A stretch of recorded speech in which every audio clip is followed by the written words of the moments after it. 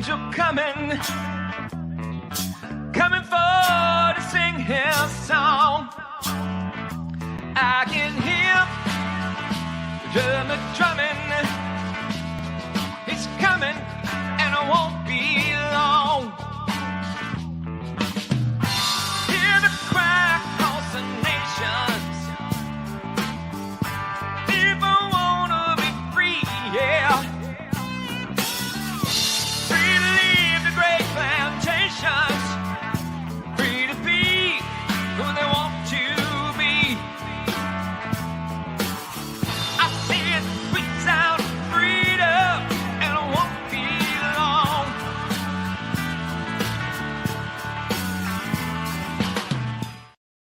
Everybody, it's Everett with Ohio for Freedom, and it is the 12th of October. Man, can you believe, what is it, like 2 months and a week or so we'll be in Christmas already? This year's cranking along, and this month of October is already a very exciting month, and it's going to be more and more and more exciting. So thanks for joining us.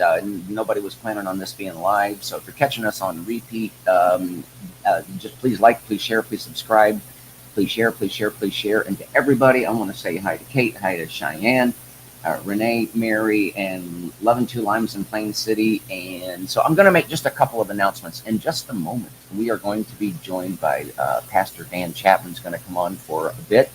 And we are going to announce a new segment that we will be featuring on the Ohio for Freedom podcast, and very, very excited about that. And at the same time, I want to announce that for the foreseeable future, you can always catch us on the replay, but if you'd like to join us live, and we hope you do, we will be as faithfully as possible adhering to the schedule that is as follows: Tuesday evenings at 9 o'clock Eastern in the evening, Thursday evenings at 9 o'clock Eastern in the evening, and Saturday mornings at 9 o'clock Eastern in the a.m.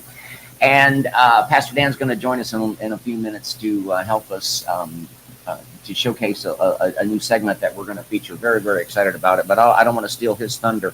Folks, I want to talk about orchestrated attack on parents, and I'm going to show you some evidence. And there's so many things to talk about, and I'm just going to try to be that racehorse that has blinders on.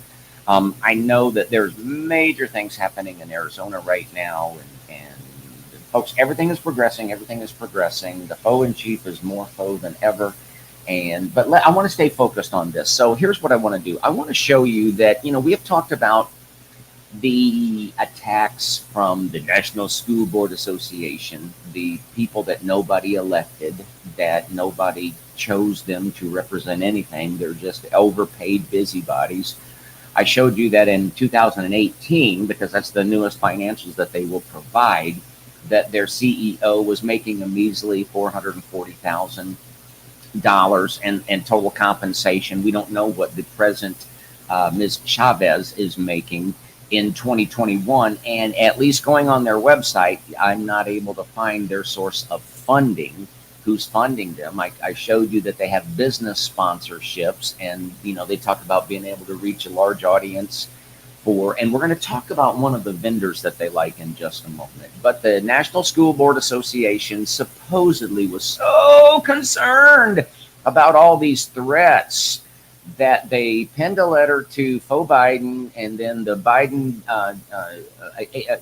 DOJ and Garland and Merrick Garland in particular responded generically and just spontaneously. It just kind of happened. No, all of this was orchestrated. So we're going to go through that, but I want to begin by just showing you, let's just remind ourselves, shall we, of just how fake and how phony every aspect of the faux Biden regime is. Now, this is not new information to anybody, but I just want to bring it up so we can kind of think about that. Here's what you have. We're looking at a fake White House set with a small select group of reporters. And if you right now dogpile up, I don't like you to use Google, you can use DuckDuckGo, but just put in Biden vaccine fake pictures or something like that. The first things that will come up are all these Snopes, the fake fact checker things. No, People say it was a fake vaccine. I don't know if it was a real vaccine or not, but I can look at that picture, pals and palettes, and I can tell you that that is a fake set. Now, how do you justify a fake set? Did anybody else do that? Did even Barack Obama do that? Did even George W. Bush do that? Use a fake set all the time? Why is Faux Biden using a fake set? Well, there's a couple of reasons that we can just figure out. Number one, you can completely control what's going on in that room. You have complete control over it. So when he starts to dotter, when he starts to drool, when it's time to get the bib out, they can just get everybody out of the room. Secondly, you can put everything on a teleprompter that wouldn't be visible in the same way that if you were actually shooting those things from the actual White House. And I've seen reports that talk about those fake sets, and one time you look through the window, he's talking about green energy, and you see solar panels supposedly in the White House yard, and at other times you see flowers. Folks, everything about this is fake. And I'm just going to point out, have you watched this guy walk? I thought that the word foot was actually referring to your feet, but it also refers to an increment of distance, 12 inches. Have you noticed? He never takes a step that is more than a foot. I literally believe he can move his feet forward about 8 inches at a time. And folks, we're all going to get old. But understand that this guy is a shell of a drooling has-been that is completely controlled. He's just a package, and he's a package that's about ready to fall apart at any moment. Now, what I want to do right now is I want to show you a commercial, a PR propaganda piece commercial that is produced by the White House.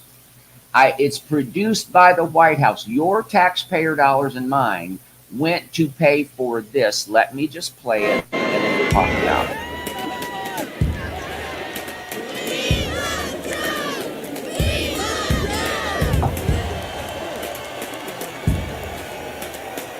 Hey, man, how you doing? How are you?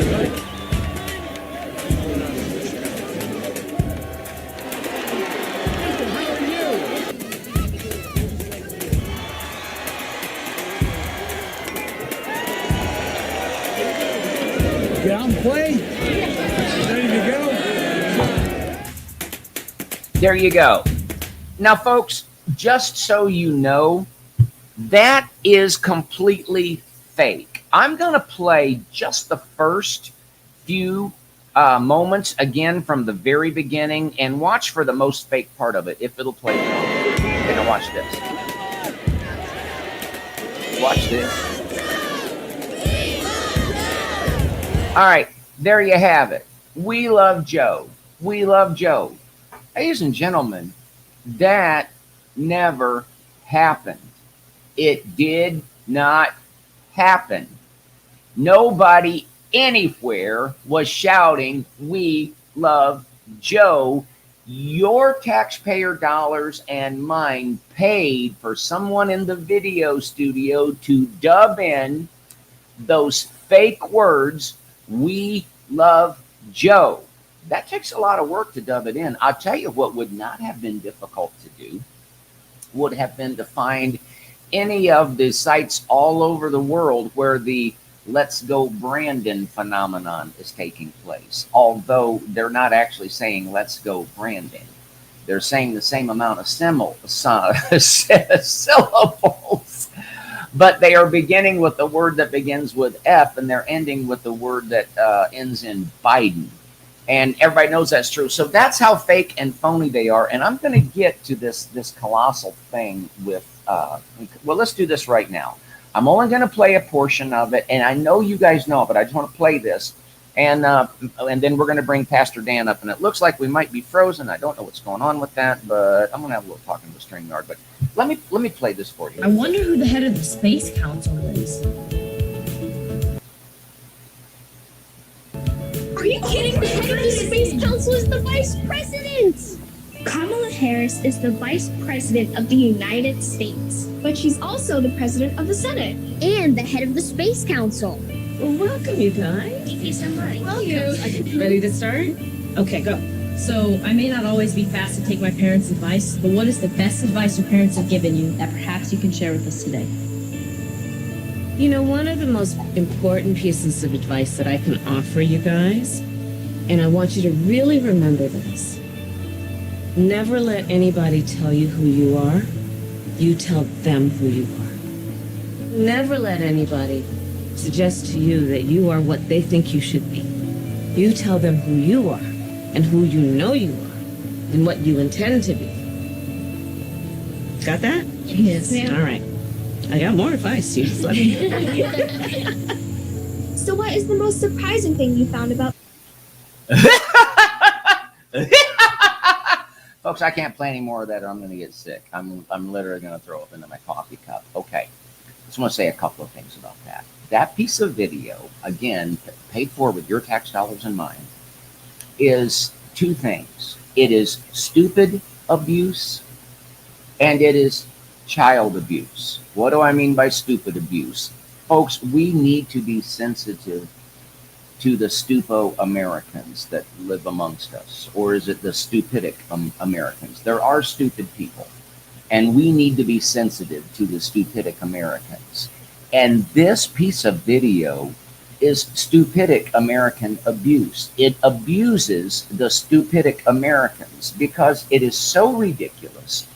It completely takes advantage of the stupidic Americans' inability to sort through what is real and sort through what is fake and phony. And then, I don't know, Cammie Hun, Oprah's already had her gig. The witch has already had her gig, and you're not gonna get her gig. But folks, this is so ridiculous and so just absolutely bizarre. But I'll tell you something else that it is. Everybody else is talking about, and we should, about how fake and how phony and how contrived and how disingenuous, just pile on, this whole thing is with Cammie Harris. But I'll tell you something else. When I went through it, I was struck by this is child abuse. And what do I mean by that? Folks, I remember being 8 years old. And I remember when I was eight, and I probably had a G.I. Joe. I'd probably grown out of G.I. Joes by then, but I mean, we had toys and I know what it is to be a child. But when I was 8 or 9 or 10 years old, if someone had talked like that, hey guys, let's jump in a limousine and go to the Naval Observatory, I would have ran out of the school in terror. Folks, what are they trying to do to our kids? You might talk to a 5-year-old that way. You might talk to a 4 or a 3-year-old.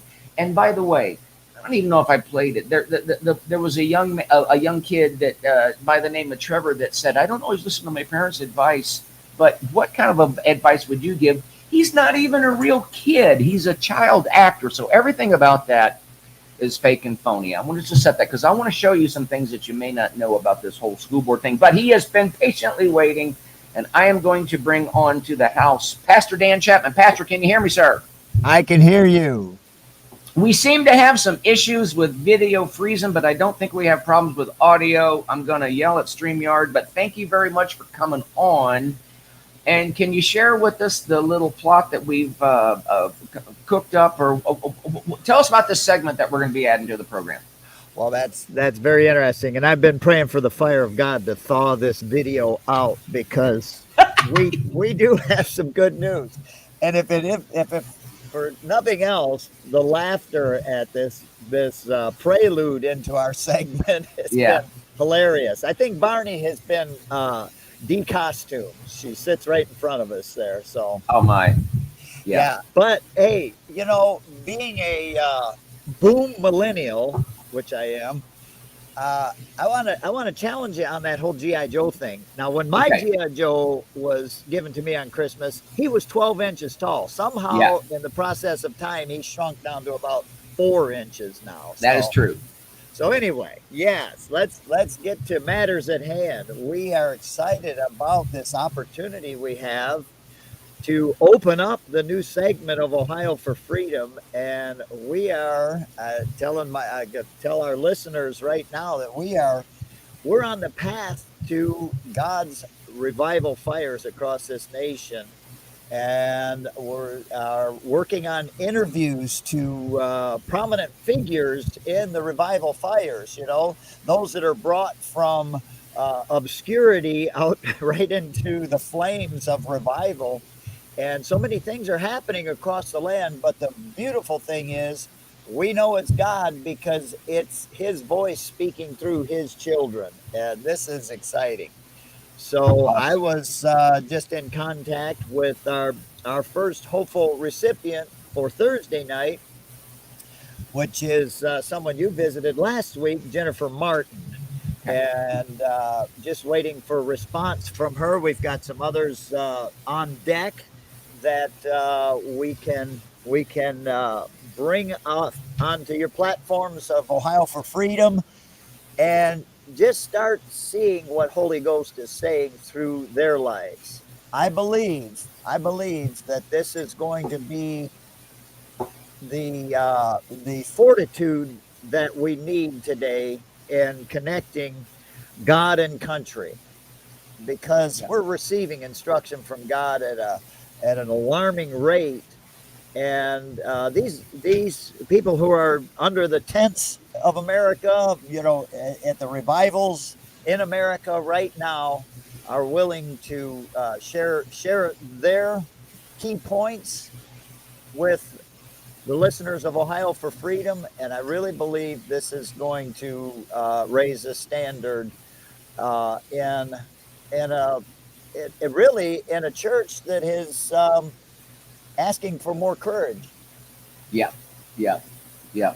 Well, let me just jump in there and say, and folks, I apologize. We are having some video freezing, but I think the audio is going good, so we'll look into that. We'll yell at who we have to yell at, but I just want to say this, folks. We on this program, and I've really tried to seek the Lord and just seek myself and everything else, but talking about the news and uncovering the truth that exposes lies is very, very important. But also the delay in certain things that we know intuitively are going to happen.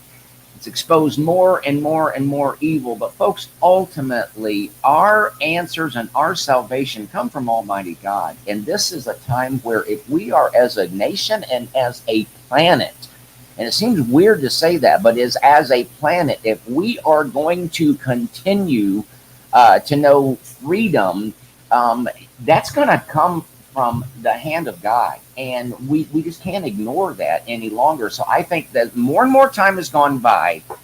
I think our attention is more and more drawn to the living Christ and the living God. And it must be. And there are individuals that aren't necessarily what they're doing welcome inside the walls of fancy churches, but they're doing the work of God, and that's who we want to talk to.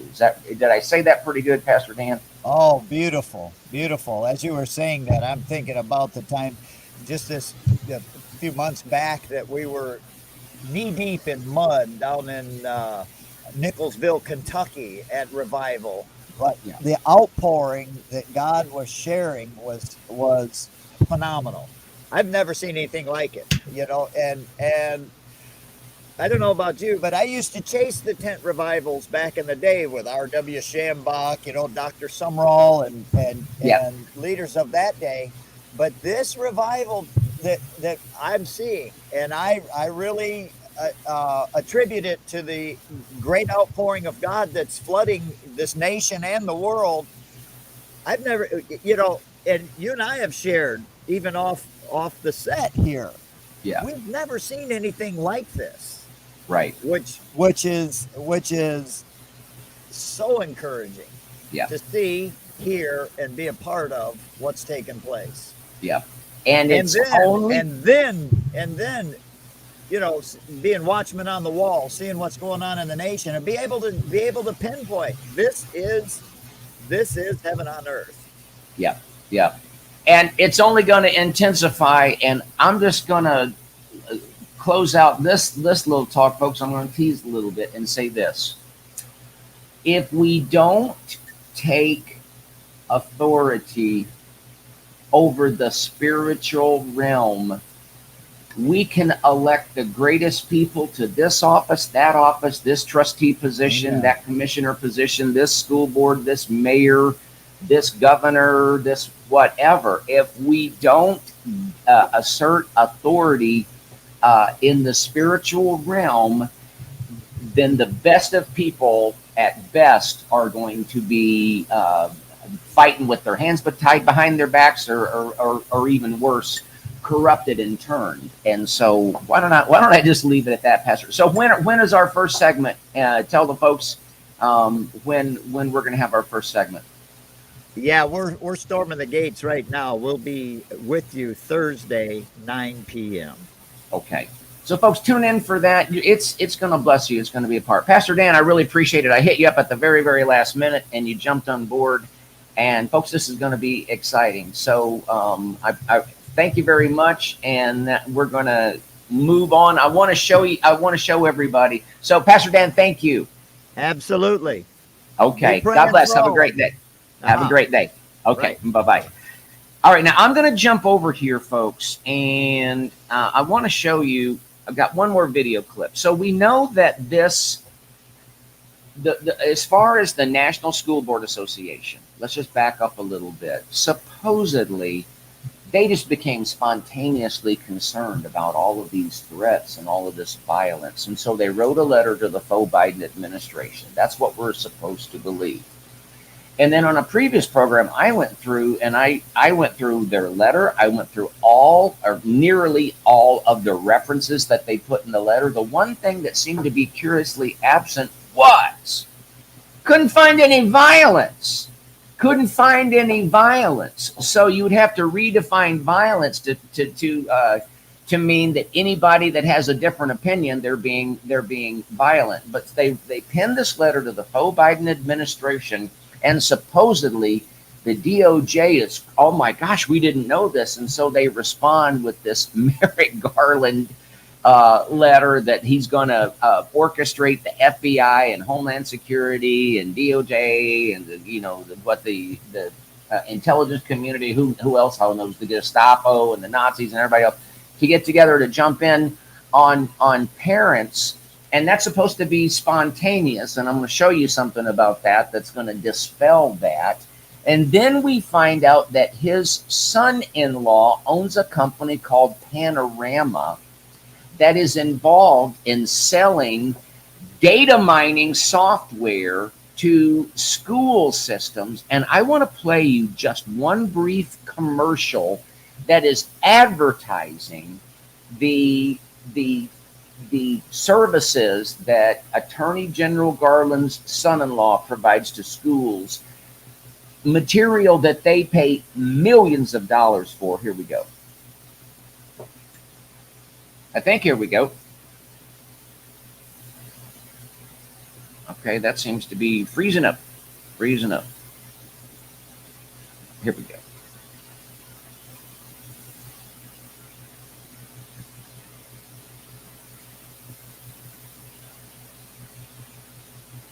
Well, are you going to play for me? Maybe not. Let's try this way. Video file. I'm going to get in. Sometimes if I goose it. Sorry about the pause there, folks. Here we go. At Panorama, we've curated sets of questions for you to use for your check-ins. For example, the well-being narrative asks students how this week went for them. These are free response questions, so you can actually hear in a student's words how they're doing, which I know can be really impactful, especially since many of us are missing that casual face-to-face interaction that might prompt some of this sharing. And maybe I'm thinking also about this emotion pulse check. You can see it adds 3 more questions about how students are feeling, including a raise your hand question, where you can see which students want to talk with an adult, so you can make sure you're reaching out to the students who need support. Before you move on, you can always reorder these questions here if you want to do so, or remove a specific question from these sets of questions. And also, if you want to look at the individual questions, you can select this All Questions tab next to check-ins here. And this will switch us over to looking at the individual questions that are available. Okay, So I'm if going you to wanted pause to it, add folks. just I'm one going to pause it right there. while this is cooperating with me. And these are the kind of questions that school systems are paying literally. There was one school system I saw, they signed a $2.3 million contract so that they have software that all across the district, they can ask questions like, and these are academic questions, folks. These are like hardcore science and hardcore math. You know, these are hardcore, like, how are you feeling today? Yeah, we need to pay somebody $2 million so they can ask our students, how are you feeling? What emotions are you feeling most today? What was the best part of the past week for you? I mean, I think we all will admit that we want little Johnny and little Susie. We want them going to school talking about their feelings with a complete stranger and talking to them about the most impactful part of their week. But I want to keep going. What was the hardest part of the past week for you? What can teachers or other adults at school do to better help you? And then if you were to continue on, you're going to see things like questions like, how often did you feel sad this week? How often were you angry this week? And where they're paying millions of dollars for this, and this is the son-in-law of the Attorney General. And I agree with Kate, that is scary. That is very, very, very scary. So now here's what we're going to do. I want to get back over to, I want to kind of dispel a few myths. And again, folks, I will check in. I don't know what's going on with Facebook, what's going on with, but let me see if I can find this. Now, this was shared on Mark Levin's program, and I heard about it through We the People convention, and Tom sent this out. But this is a letter that was penned by America First Legal, and it was written to Michael Horowitz, an Inspector General. And what they do is they lay out a case that, now get this, folks. This is a screenshot from further into the letter. In early September, Biden administration stakeholders held discussions regarding avenues for potential federal action against parents with a key Biden Domestic Policy Council official. And they mentioned a Jane Doe. I don't know why they don't mention her by name. And White House staff members. In other words, what this is saying is, in early September, all of this, and this is kind of bombshell, folks, all of this about pushing on the schools for the mandatory face diapering, probably leading the way to the mandatory hallelujah to the V, those conversations started in early September. How can we make this happen? How can we orchestrate it? And how can we sell it to the public? And keep in mind, I showed you in the beginning of the program that this faux administration is all about a fake and phony message. They dub in "We Love Joes" that never ever occurred at a supposed visit to a baseball game. They do the cackling camel, or ridiculous, treating your 13-year-old like they're 4 or 5, and they have the faux in chief supposedly getting a hallelujah to the V on a fake White House set, and we're supposed to be okay with that. But now get this. I'm going to pull this back up. This is the next paragraph. Upon information and belief, at the express direction or with the express consent of Jane Doe number 1, Jane Doe 2, and other Biden administration officials, listen to this, developed a plan to use a letter from an outside group, not the usual suspects, as a pretext for federal action to chill, deter, and discourage parents from exercising their constitutional rights and privileges. So what that is saying, if you follow the letter, is this. First of all, the National School Board Association, butt out. Nobody elected you. Nobody wants you. You're busybody, overpaid academics, and I've been all through your website. I can't see anything about reading and writing and arithmetic. I do see a lot of stuff about caring and feeling and your definition of equity. And you have an Asian cube, and you have a Hispanic cube, and you have a black cube, but you don't have a Christian cube. So this National School Board Association, we need to call them out. They're phonies, they're fakes, they're Marxists, in my opinion. But Their letter that they pinned to the faux Biden administration, that was part of an orchestrated plan. It was part of an orchestrated plan. I'm going to pull this back up, and I hope I have these slides in order, but I want you to see something. Right on October 4th, Attorney General's memorandum was made public. Now listen to this. The short time frame between September 29 and Attorney General's memorandum suggests that either the entire matter was pre-coordinated and the September 29 was but a pretext, or that the normal clearance process and standard order, both within the Department of Review, were bypassed or corrupted. So they're saying if you just look at the timing of it, it looks like it was in other words, Garland's response, the conflicted Garland's response, the Garland that is a conflict of interest because he has a son-in-law that's selling data mining services to public schools. That instantaneous response was either pre-coordinated, it was a pre-orchestrated plan, or normal procedures of vetting and checking things out were just bypassed, and it was done in a corrupt manner. But then now I want to show you something else here, ladies and gentlemen. I want to show you this because I think most of us don't spend a whole lot of time going over the National School Board Association's website.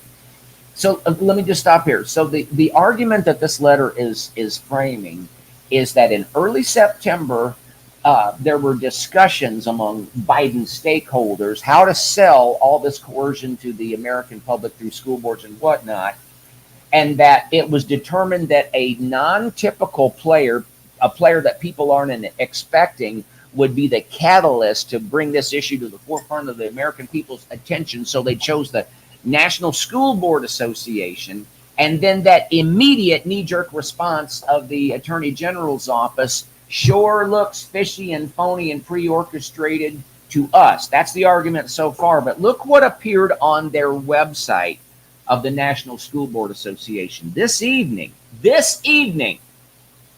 Attorney General Merrick B. Garland directed the U.S. Department of Justice and Federal Bureau of Investigation to begin meeting with state and local law enforcement leaders. Now, folks, do you see what you're looking at there? You're looking at a fake orchestrated timetable. There were meetings in early September. How can we do this? Those meetings said, let's use somebody they're not expecting. I know. Let's use the unelected people from the National School Board Association to write a nasty letter. And so they write the nasty letter, and they said, let the DOJ know that's coming. Let Garland know that it's coming so that he can respond really, really fast. And then the same day, excuse my language, I got loud there. The very same day, the National School Board Association is writing a letter. I just showed it to you. Writing a letter saying, today, the Attorney General sent a letter. Folks, bam, bam, bam, bam, bam. Does that look real? Does that look genuine to you? I hope not, folks, because it ain't. It ain't real.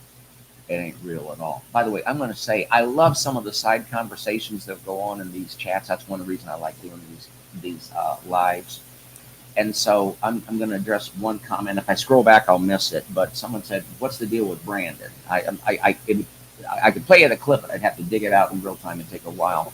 But just what was it, a week ago, folks? There was a young guy named Brandon. I don't follow NASCAR, but he just won a big race, maybe his first, or it was a milestone in his career. And as the reporterette is interviewing him, you hear the, pardon my, the F Joe Biden chants in the background. And so the reporterette tries to cover up over that, saying, "Oh, I hear the Let's Go Brandon in the background." And there wasn't any Let's Go Brandon. It was the F Joe Biden, and that's just gone viral and it's gone all over the place. So, folks, I'm going to bring this to a close. I just want to, in this episode, I hope I've gotten across that this attack on we the people having a voice in our schools, it is orchestrated. It is a plot, but bottom line is we're not scared of it. I got news for Mr. Merrick Garland. Sir, we're not afraid of you. We see right through you. You're a phony. You've got conflict of interest. You are sidled up with Marxist influence. We don't like We don't like the millions of dollars of contracts that your son-in-law is doing to data mine our children. It's none of your business how our child feels. It's none of your business if my child has felt lonely or scared or tired. And we don't need the non-elected National School Board Association to be pushing the G's and the L's and the T's and anything else like that. We see through you, sir, and we are not afraid of your three-letter agencies because we know who's on our side and we know who's not on your side. So we're not intimidated. So if you think for one moment, Mr. Skinny Garland dude, if you think for folks, I rant, I'm sorry, I'm just ranting. But if you think for one moment that the moms and the dads of we the people are going to be intimidated by you and intimidated by your corrupt FBI and intimidated by your compromised DOJ, Doc, you got another thing coming because that ain't going to happen. We're not going to be intimidated. You are outed, sir. You have conflict of interest. You need to step down. You need to be fired. And in fact, I think it's going to happen soon enough. But you could show a little bit of honor and just do it yourself. But if you think we're going away, folks, I'm on a rant. I'm sorry. And if you think we're going away, we are not going away. You have poked the wrong bear. You have poked the wrong lion, and the lion is roaring. And it ought to keep you up at night if it's not all over. Folks, that was a rant. Excuse me. That was a rant. Please join us tonight at 9 o'clock. And then Thursday night at 9 o'clock, and then Saturday, and that's in the evening. Well, if I say night, I guess you know it's in the evening, or Saturday morning at 9 o'clock. So, folks, if I ranted, I ranted. If I raved, I raved. If I hooted, I hooted. If I hollered, I hollered. And so I better shut up here. Oh, I got 37 minutes. That's way too long. But be looking for that segment that we do on Thursday night. We got some exciting things, and so I am going to keep my word. And I'm going to sign off, and you guys have a great day. Do not be discouraged. Do not be discouraged. You've got authority. We're going to be talking about that more. And until next time, God bless you. God bless your family. God bless the state of Ohio. God bless the United States of America. I hear the sweet sound of freedom.